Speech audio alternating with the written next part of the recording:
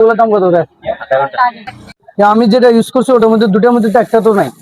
Hello guys, আমরা আসছি একটা ঘড়ির দোকানে আমার বন্ধুর জন্য ঘড়ি কিনতে। দেখেন আমার বন্ধু ঘড়ি কেনার জন্য দোকানদারের সাথে দামাদামি করতেছে।